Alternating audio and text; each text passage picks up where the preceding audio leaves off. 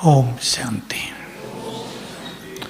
गीत के शब्द सुने हैं क्या आपने अभी?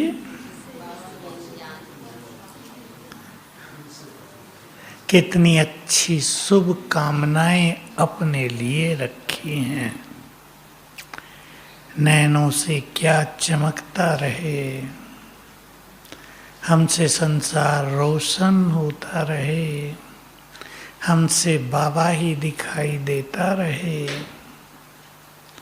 ये अपने लिए शुभकामनाएं हैं। बाबा हम सभी को रोज रोज स्वमान की याद दिलाते हैं। जानते हैं ना सभी? पीछे मुरली में बहुत अच्छे 3 शब्द आए थे, हम उन पे ही चर्चा करते हैं। तुम हो हाईएस्ट, होलीएस्ट, रिचेस्ट। हिंदी में हाईएस्ट माना बहुत महान आत्माएं हो, होलीएस्ट माना बहुत पावन, और रिचेस्ट संसार में सबसे अधिक धनवान। सीख लिया माताओं ने अंग्रेजी है? बोलो, हाईएस्ट, होलीएस्ट, रिचेस्ट। इतनी अंग्रेजी तो सीख लेनी चाहिए। आपके बच्चे खुश होंगे कि मम्मी यूनिवर्सिटी में पढ़ के आई है, इंग्लिश मीडियम में। आजकल इंग्लिश मीडियम का महत्व है ना। हम सभी हाईएस्ट आत्माएं हैं, संसार में सबसे महान। अब हमें सोचना है, जितनी ऊंची नजर से बाबा हमें देख रहा है, क्या हम भी अपने को वैसा ही समझते हैं? या वो तो कह रहा है तुम बहुत होली हो, होलीएस्ट, जिसमें ये लग जाता ना EST, होली एस्ट माना सबसे ज्यादा। हाईएस्ट, हाई माना महान, हाईएस्ट सबसे महान। रिच माना धनवान, रिचेस्ट सबसे धनवान संसार में। तो क्या हम भी अपने को वैसा ही मानते हैं? अब पहली बात, हम बहुत महान हैं या नहीं? कौन कौन महान बैठे हैं यहाँ? इतनी महान आत्माएं, वाह! ऐसी तो कोई सभा संसार में होगी नहीं जहाँ पूरे हॉल में बैठने वाले कहें हम महान आत्माएं हैं। ये अभिमान नहीं, ये स्वमान है। कई लोग अभिमान और स्वमान के अंतर को जानते नहीं हैं। हिंदी में इतिहास में इसी शब्द को थोड़ा दूसरे ढंग से यूज किया गया, स्वाभिमान। भाई महाराणा प्रताप ने अकबर के सामने झुकने से मना कर दिया, इसको स्वाभिमान कहते हैं। स्पिरिचुअल लैंग्वेज में, अलौकिक भाषा में स्वमान। हम भी माया के आगे झुकेंगे नहीं, ये अभिमान नहीं है, ये हमारा स्वमान है। तो हम सभी महान आत्माएं हैं। ले चलो अपने अंदर। महान आत्माएं इस संसार की ब्यूटी हैं। किसी एक शहर में, नगर में एक भी महान व्यक्ति हो तो उस शहर का नाम उस महान व्यक्ति के कारण प्रसिद्ध रहता है। रहता है या नहीं? ये आबू छोटा सा गांव था। जब हम लोग यहाँ आए, हमने देखा एक गांव, सड़कें भी नहीं। ये जो रास्ता है ना, यहाँ से ढलान तक दोनों ओर झाड़ियाँ। इस टाइम तो जा ही नहीं सकते थे, डर लगता था। लाइट नहीं, भालू, सांप बहुत ज़्यादा। इस आबू का नाम रोशन हो गया किसके कारण? बाबा के कारण। संसार में रोशन हो गया माउंट आबू। तो एक एक महान व्यक्ति अपने सिटी को, अपने गांव को, अपने शहर को प्रसिद्ध कर देता है। हम सभी महान आत्माएं हैं। इस सारी सृष्टि की शोभा है। हमें अपनी महानताओं को स्वीकार करना है।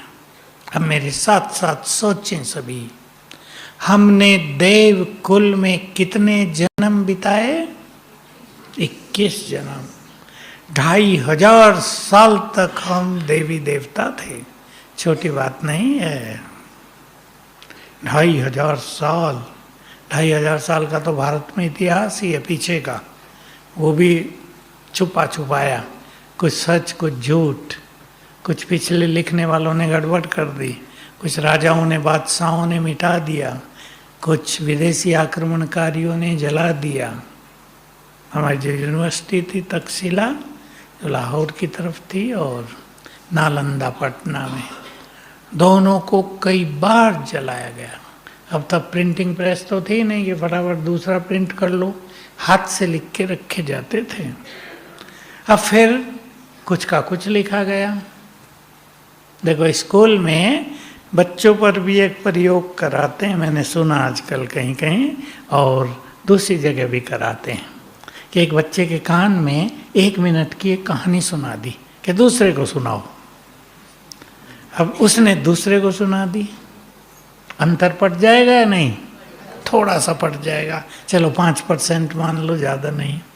उसने तीसरे को सुनाई और अंतर पड़ जाएगा, और अगर वो 100 तक पहुँचे तो असली कहानी खत्म हो जाएगी, कहीं कुछ सुनाया था। ये जो वेद और शास्त्र हैं इनके जो मंत्र हैं, जो कुछ उसमें लिखा हुआ, उनको ऋचाएं कहते हैं। श्रुति, श्रुति माना जो सुनी गई थी। अब एक ऋषि ने अपने 4 शिष्यों को सुनाई, उन 4 शिष्यों ने अपने 50 शिष्यों को सुनाई, उन 50 शिष्यों ने अपने 500 शिष्य ऋषियों को सुनाई, और ये श्रुतियाँ चलती आई। तो गड़बड़ हुई होगी या नहीं? फिर हाथ से लिख के रखे ग्रंथ वो जला दिए विदेशी आक्रमणकारियों ने। मुस्लिम आक्रमणकारी है, उनका तो पहला ही काम होता था संस्कृति को, साहित्य को, इनकी विद्वता को नष्ट कर देना। इसलिए गड़बड़ बहुत हो गई। तो हम 2 युग देवता रहे, ये किसी शास्त्र में नहीं लिखा गया। वेद जिनकी बहुत चर्चा करते हैं, वेदों को विद्या माना जाता है, वेद विद्या, हम उनकी बुराई नहीं कर रहे, उसमें देवताओं की पूजा का विधि विधान है। लेकिन हम ही देवता थे? कहीं नहीं, बल्कि क्या कह दिया? अहम ब्रह्मस्मि, मैं ही ब्रह्म हूं। अब इतने सारे ब्रह्म, गड़बड़ हो गई ना। ब्रह्म पापी बन गए सारे, विषय विकारी बन गए, बनेंगे। मैं पूछा करता था जब हम छोटे थे, सन्यासियों से बहुत डिबेट करते थे कि ये ब्रह्म को अज्ञान हो गया। मैंने कहा सोच के तो बोलो, क्या बोल रहे हो?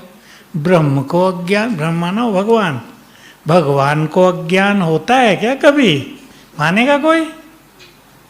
पर अपनी बात पे अड़े रहते, नहीं यही सत्य है, शास्त्र कहते हैं, वेदों में लिखा है, शिवो है, मैं शिव, ये तो लिख दिया। लेकिन हम देवता थे, ये कहीं चर्चा नहीं है। अब ये चर्चा, ये स्मृतियाँ स्वयं भगवान ने आकर हमें दिलाई। मैं आपको ये बात इसलिए सुना रहा हूँ, तो हमारे अंदर 2500 वर्षों का देवत्व समाया हुआ है। देवत्व में क्या क्या होता है? सारे गुण, संपूर्ण पवित्रता, सारी शक्तियाँ, सारी मर्यादाएं, संपूर्ण विवेक, श्रेष्ठ बुद्धि, महान विचार, ये सब हमारे अंदर अभी भी हैं। बाबा ने जैसे याद दिलाया तुम देवता थे, रोज मुरली में आता है लगभग, एक दिन छोड़ के तो आ ही जाता है, बच्चे तुम देवता थे। उस दिन मुझे बाबा का एक शब्द बहुत सुंदर लगा, एक छोटी सी लाइन, सब तो उनको कैच नहीं कर पाते। बच्चे मुझसे अपनी राजाई लो, सीधा बोल रहा है भगवान, मुझसे अपनी राजाई लो।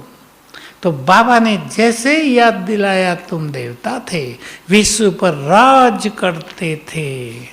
आता है ना रोज, जिनको याद आ जाए उनका बेड़ा पार।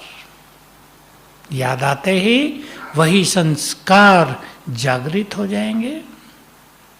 मैं एक छोटा सा उदाहरण दिया करता हूँ, पहले बहुत देता था, अभी आप सुन लें उसको। मान लो माताएं बहुत बैठी हैं, माताओं को बता दिया जाए, कोई बहुत बड़ा ज्योतिषी बता दे कि तुम वही हो। कौन? देवता नहीं, झांसी की रानी। 3 जन्म पहले तुम ही तो झांसी की रानी थी।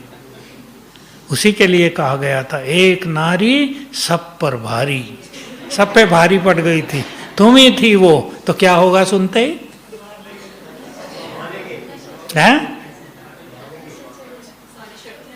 वो सब शक्तियां, निर्भयता जागृत होने लगेगी।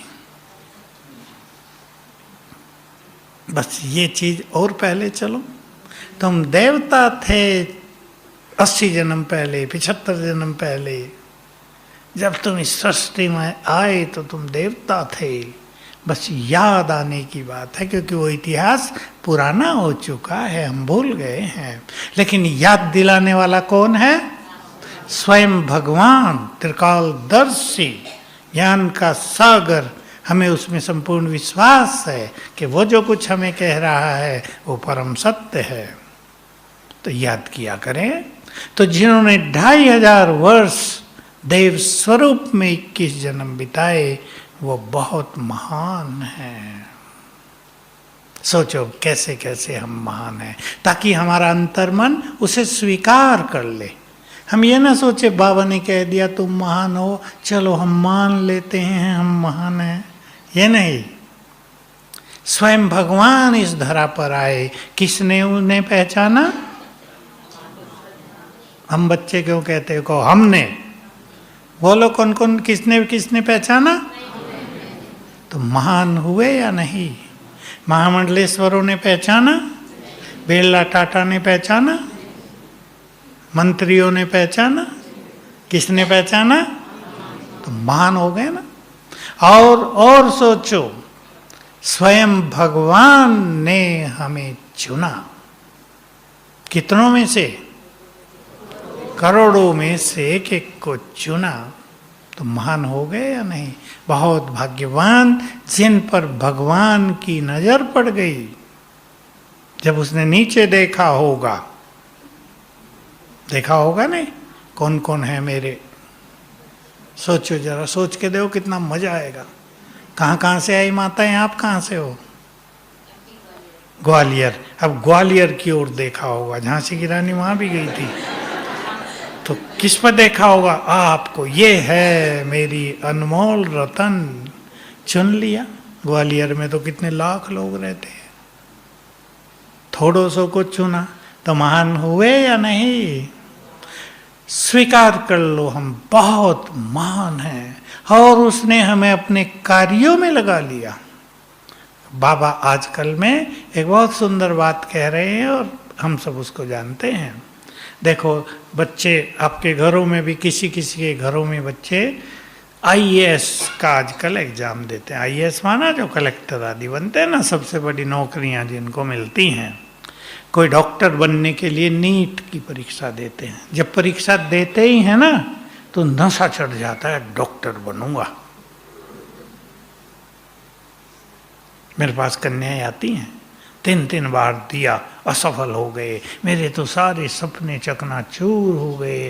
मैं तो स्वप्न देखती थी डॉक्टर बनूंगी, ये करूंगी। पहले से ही नशा चढ़ जाता है या नहीं? अभी एंट्रेंस दे रहे हैं, प्रवेश परीक्षा, तो ही नशा चढ़ जाता है। कलेक्टर बनूंगा, डीएम, फिर कमिश्नर बनूंगा। हम क्या बनेंगे? अरे देवता तो छोटी चीज हो गई, अब थोड़ी बड़ी चीज बताओ।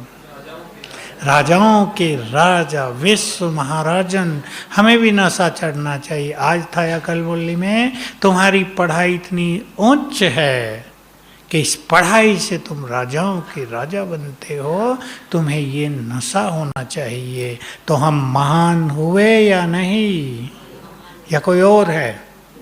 कौन कौन बैठे हैं फिर हाथ उठाओ।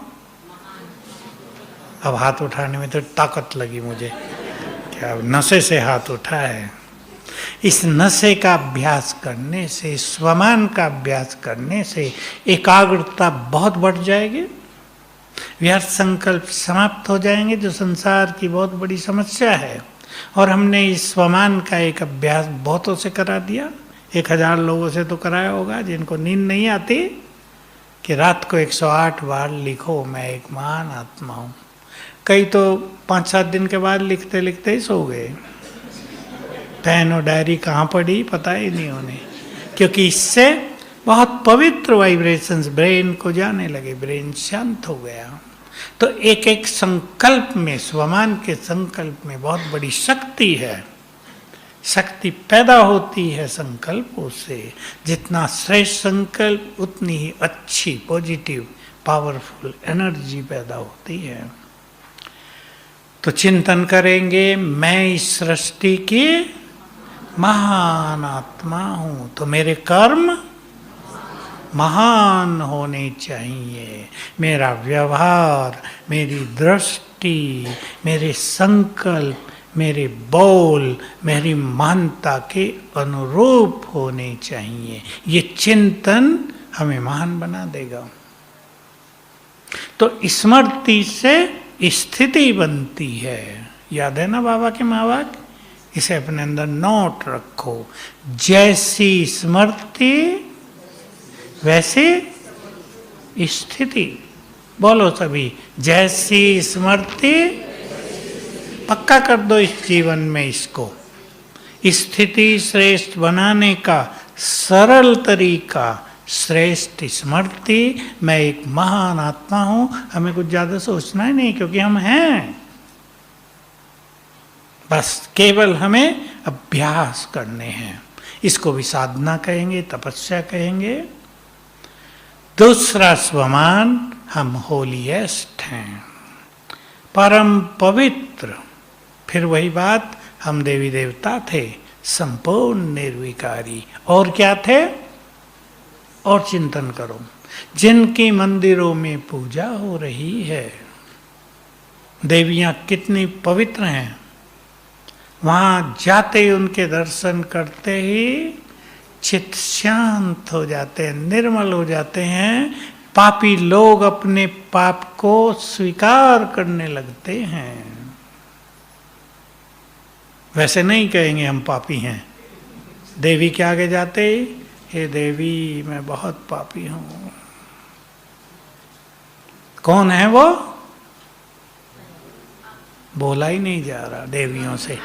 देवियां ठंडी हो गई हैं। कौन है वो? क्यों नहीं बोल रहे?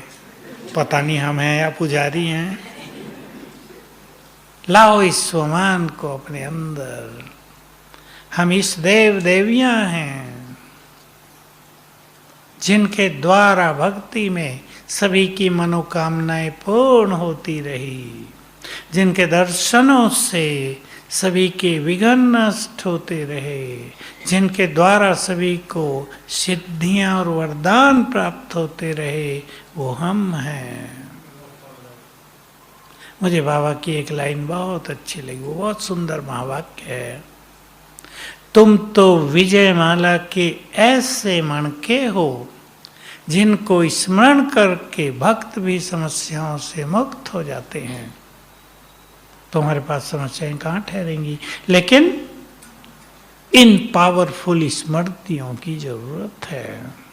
हम भूले रहते हैं अपने को, तो छोटी छोटी बात हमें भारी कर देती हैं, समस्या बना देती हैं। तो जितना याद करेंगे मैं निर्विकारी हूं, पवित्र इस देवी देव कुल की पवित्र आत्मा, भगवान की संतान, भगवान किन्हें प्यार करता है? जो बहुत पवित्र हैं। ऐसो वैसो को प्यार नहीं करता वो। हमें बहुत प्यार किया है उसने। किया है या नहीं किया है? माताओं को ज्यादा है भाइयों को?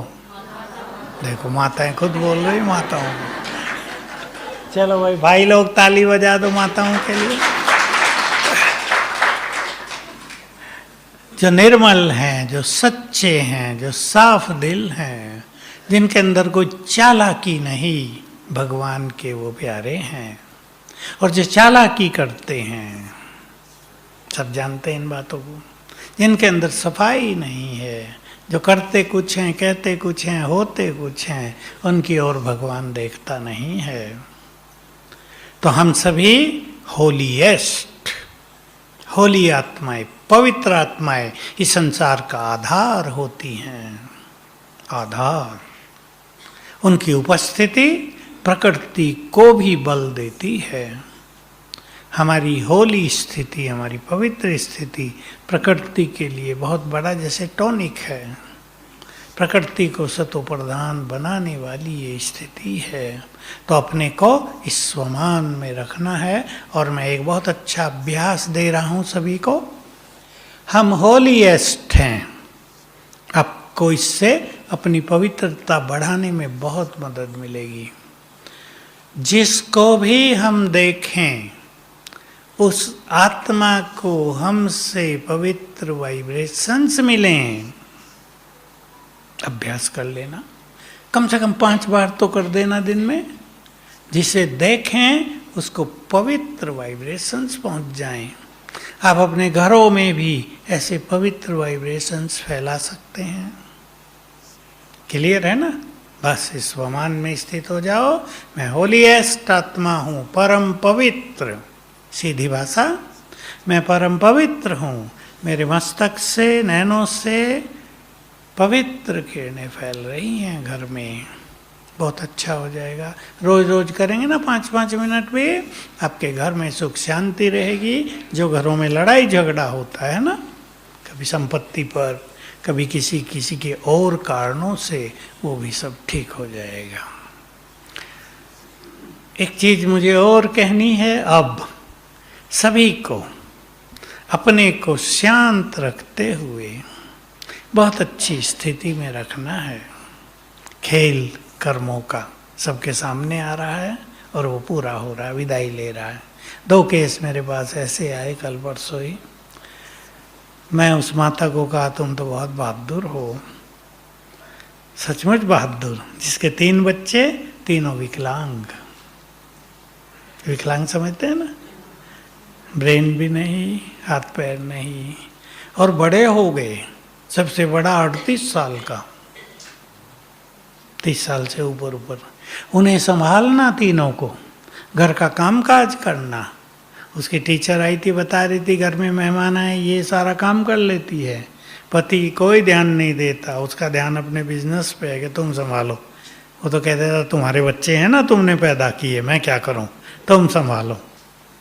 मैंने कहा पैसा देता है ना तुम्हें? हाँ, उसकी कोई कमी नहीं है। कि ये भी अच्छी बात है, नहीं तो कई लोग पैसा भी नहीं देते ना माताओं को। तो देखो कितनी बड़ी समस्या, लेकिन मैंने भी उसको हल्का किया। अब आपका योग इसी में होगा कि इनको एनर्जी दो और इनकी सेवा ही आपका पुण्य है, और कुछ ज़्यादा नहीं सोचो। नहीं तो माताएं अपने बच्चों को देख देख के फिर दुखी होती रहती है ना। मेरे भाग में यही थे सब, जन्म देते ही उनकी सेवा में लगना पड़ा, कोई खुशी नहीं हुई। तो योग अपना बहुत अच्छा रखना है, सबको बहुत ध्यान देंगे। अब सबके जो कर्मों का खेल है, वो अब कर्म जागृत हो रहे हैं, वो विदाई लेंगे। थोड़ा भारी पड़ेगा, अगले जो वर्ष हैं वो बहुतों को भारी पड़ेंगे। लेकिन अगर हम बहुत अच्छा योग अभ्यास करेंगे, अपने मन को हल्का रखना सीख लेंगे, तो भारी नहीं पड़ेंगे। तीसरा स्वमान कौन सा दिया? माताओं से बुलवाएंगे। रिचेस्ट, बहुत धनवान। सीख ली ना हिंदी? आम भाषा में कहते हैं ना, ये व्यक्ति बड़ा रिच है, उसको ही रिचेस्ट, और ज़्यादा धनवान। कौन से खजाने हैं आपके पास? क्योंकि कैसे माना जाए कि हम बहुत धनवान हैं। अब ये नशा उनको तो नहीं चढ़ेगा जो गरीब हैं, या चढ़ेगा? माताएं दिख रही मुझे गरीब थोड़ी, चढ़ता है नशा। बस ये भूलना पड़ेगा कि हम गरीब हैं, भूलना पड़ेगा। भूलेंगे ये नहीं, बाबा हमारे पास तो पैसे ही नहीं, बच्चों को कैसे पढ़ाएं, ये नहीं। ये नहीं, बीमारी आ गई बाबा पैसे ही नहीं हैं, क्या करें, ये नहीं। सबसे बड़ा धन कौन सा है? उससे भी बड़ा बता दो कुछ। बहुत अच्छा बोला आपने, बहुत अच्छा बोला। स्वयं भगवान सबसे बड़ा धन है ना, हमारे पास आ गया है। ज्ञान तो उसने दिया, और दूसरा खजाना पहला भी कह सकते हैं, लेकिन स्वयं भगवान ही हमारे पास आ गया। एक बहन का ऑपरेशन हुआ, अभी अभी की बात है, 1 हफ्ते की, 10 लाख खर्च हो गए कैंसर पे। अब इतना तो होता नहीं। किसी ने उसको कहा कि जितना पैसा चाहिए मैं दूंगा। किसकी मदद हुई है? ये बाबा कराता है। इसलिए अगर हमें शिव बाबा में विश्वास रहेगा, अगर हम उसके भरोसे जीते होंगे, तो हमें ये कहीं सोचना ही नहीं पड़ेगा कि पैसा आएगा कहाँ से। जिसका बाप ही स्वयं भगवान हो,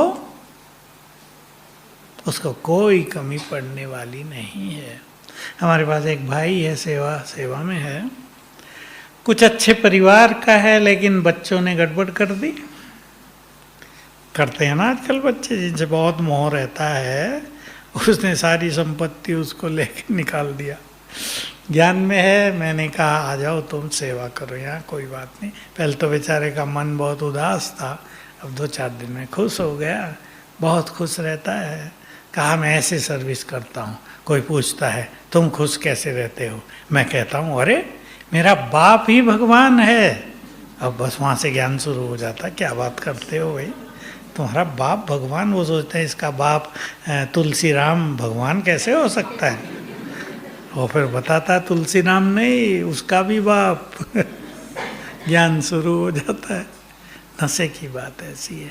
तो मैं उसको समझाया, हल्का किया कि बच्चों में ऐसे तो तुम्हारा मोह छूटने वाला नहीं था, उन्होंने ही छुड़ा दिया।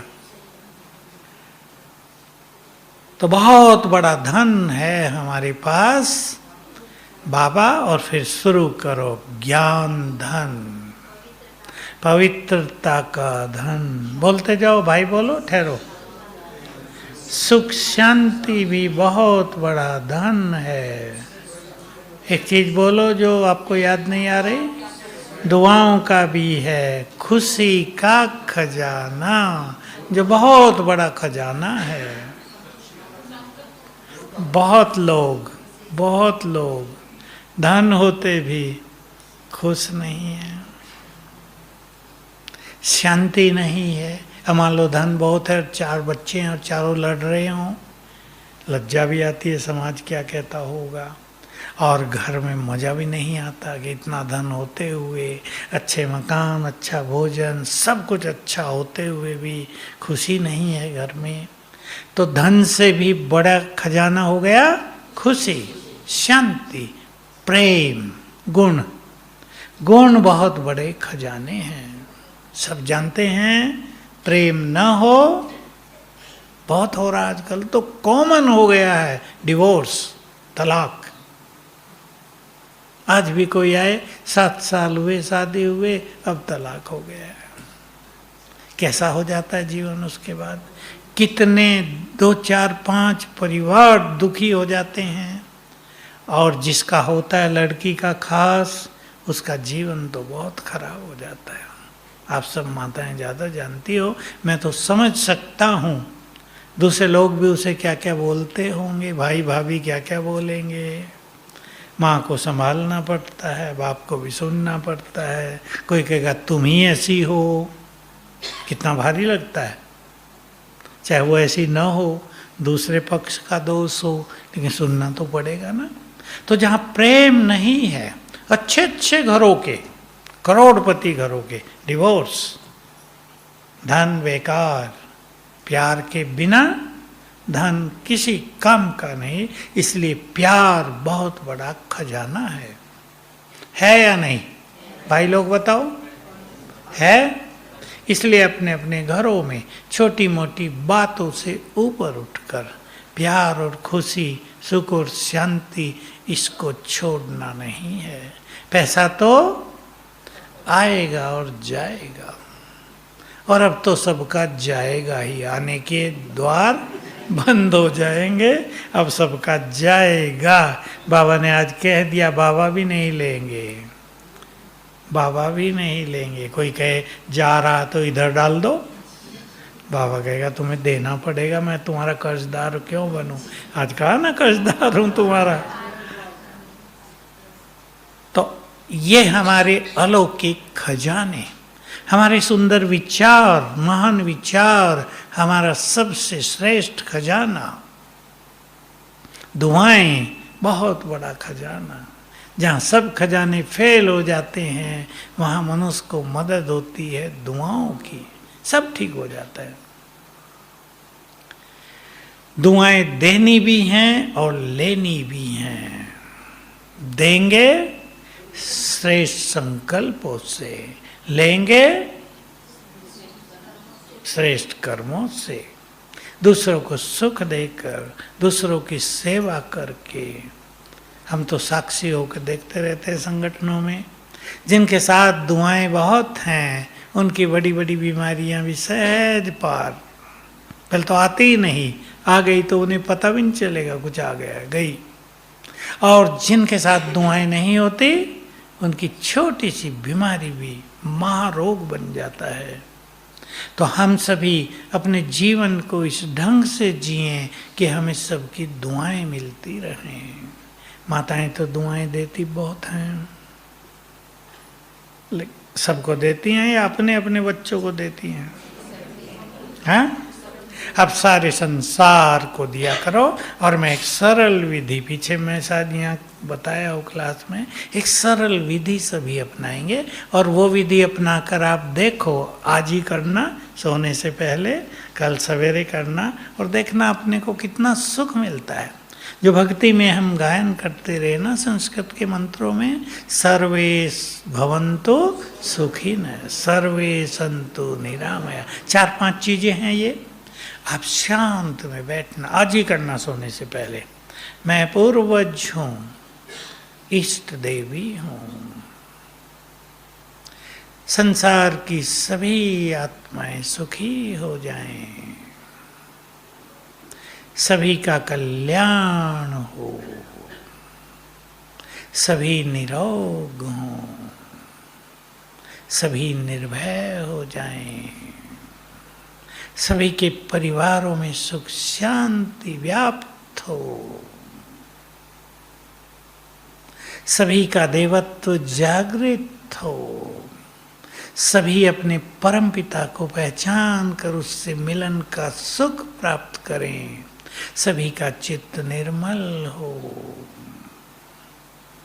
कितना मजा आएगा, 3 बार कर देना, आपको लगेगा चित्त एकाग्र हो गया, शांत हो गया। ये दुआएं संसार को। हम जब छोटे थे तो ये मंत्र आर्य समाज में थे तो बहुत पढ़ते थे वहाँ। हम सोचते थे इनके कहने से सब सुखी हो जाएंगे, ऐसे ही बोल रहे हैं, सर्वे भवन्तु सुखिनः, ऐसे इनके बोलने से सब सुखी हो जाएंगे। उनके बोलने से तो नहीं होंगे, पर अगर इस देवी बोलने लगे होंगे या नहीं? अगर पवित्र आत्माएं संकल्प करने लगे तो बहुत गहरा प्रभाव होगा।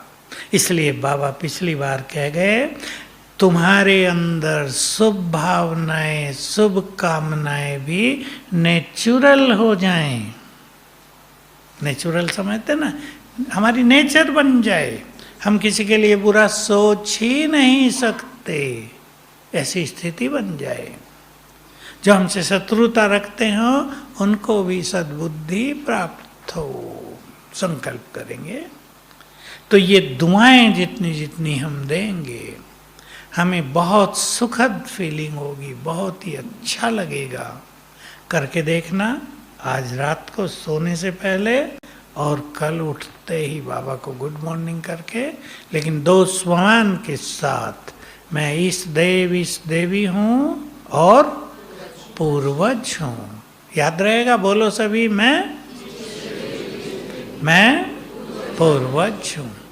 जब हम ये संकल्प करते हैं मैं पूर्वज हूँ, देखो क्या होता है, तो हम संसार की अनेक आत्माओं से जुड़ गए। सब धर्मों के पूर्वज है ना, सब से जुड़ गए और हमारे मन के वाइब्रेशंस सबको पहुंचने लगेंगे। जब आप इस स्वमान में आ जाएंगे, मैं इस देवी हूँ, तो आप अपने भक्तों से जुड़ गए। आपके वाइब्रेशंस, आपके ये संकल्प आपके सभी भक्तों तक पहुंचने लगेंगे। तो बहुत सुंदर ये सरल तरीका है हमारे पास दुआएं देने का, और हमें अनुभव होगा जो दुआएं हम दूसरों को दे रहे हैं वो लौटकर हमारे पास आ रही हैं। बहुत ही सुंदर अनुभूति होगी। तो हम हाईएस्ट, होलीएस्ट, रिचेस्ट है। जिन माताओं को अंग्रेजी नहीं आती वो सीख लेना है तीनों सब। भगवान भी तो अंग्रेजी बोलता है ना आजकल। कहाँ सीखी उसने, कहाँ सीखी थी? जिसके तन में वो आते हैं उनकी जो भाषा है वो उनकी भाषा बन जाती है, क्योंकि भाषा का संबंध ब्रेन से होता है। देखो यहाँ भी किसी ने गुजराती घर में जन्म लिया हो तो जो उसको बचपन से सिखाएंगे ना, तो ब्रेन में थी नहीं, ब्रेन में केवल वाइब्रेशंस होते हैं। जो भाषा सिखाने लगेंगे वही वाइब्रेशंस ग्रहण करने लगेंगे। कई लोग पूछते थे कि हम बाबा से रूरिहान करते हैं, अब हम अंग्रेजी में कर रहे हैं। चलो अंग्रेजी तो थोड़ी बहुत आती हो, हम फ्रेंच में कर रहे हैं, हम चाइनीज में कर रहे हैं, हम तमिल में कर रहे हैं, हम तेलुगु में बोल रहे हैं। भगवान तो ये भाषा समझेगा नहीं, फिर उत्तर कैसे आएगा? ये खेल वाइब्रेशंस का है। देखो हमने संकल्प किया बाबा बहुत स्वीट हो, तो यहाँ से वाइब्रेशंस चलेंगे ऊपर, बाबा के पास पहुँचे और वो वाइब्रेशंस बाबा की भाषा में चेंज हो गए। उधर से बाबा ने संकल्प किया मीठे बच्चे, वो वाइब्रेशंस हमको आए और हमारी जो भाषा है तमिल है तो तमिल में ट्रांसलेट हो गया। ये गति चलती है। तो हम स्वमान में रहेंगे और महान बनेंगे। ओम शांति।